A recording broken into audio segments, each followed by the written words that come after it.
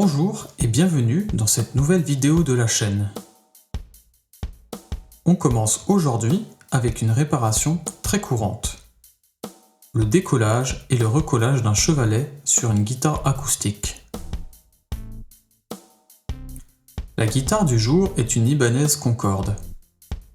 Sortie d'usine entre 1974 et 1977, c'est un modèle qui a été fabriqué au Japon pour Oshinogaki, le groupe qui détient la marque Ibanez et les batteries Tama.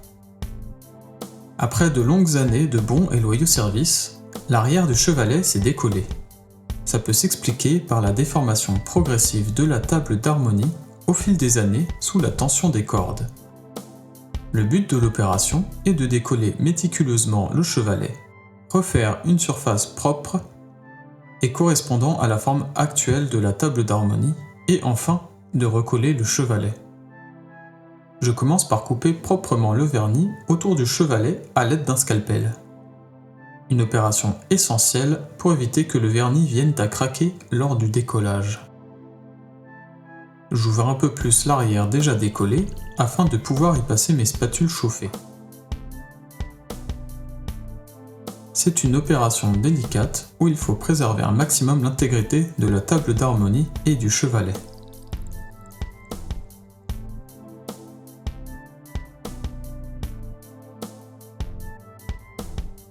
Une fois le chevalet sorti, il lui faut refaire une surface propre pour le collage. Vient le moment de coller. Je vous passe l'étape de la mise sous pression et le temps de séchage de la colle. C'est pas très intéressant.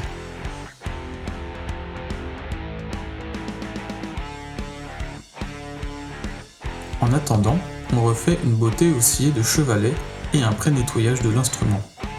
Les rayons UV et les années l'ont marqué, et certaines traces nécessiteraient un polissage complet de l'instrument pour les faire disparaître. Mais ces traces font aussi partie de la vie d'un instrument. Dites-moi en commentaire si vous êtes plutôt partisan de laisser les marques de vie ou si vous préférez votre instrument au plus proche de son état d'origine. On peut voir que la touche a besoin d'un nettoyage également. J'enlève le plus gros à la lame de cutter et le reste sera nettoyé à l'aide d'un produit dégraissant.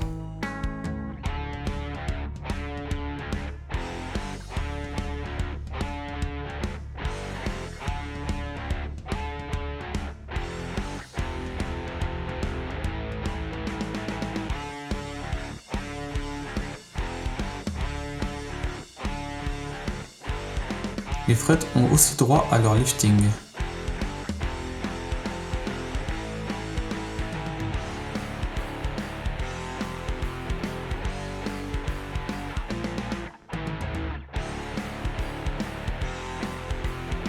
On finit par nourrir la touche avec de l'huile.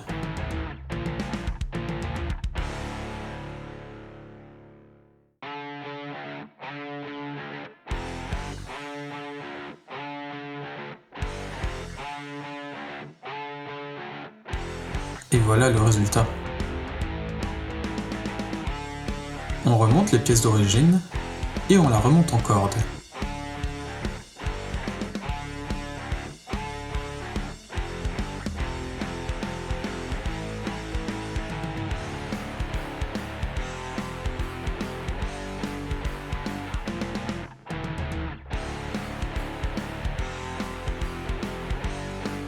La voilà prête à sonner de nouveau.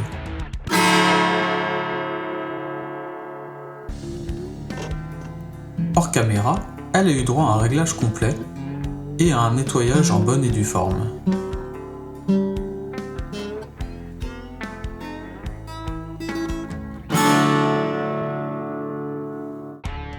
J'espère que la vidéo vous a plu. Pensez à vous abonner.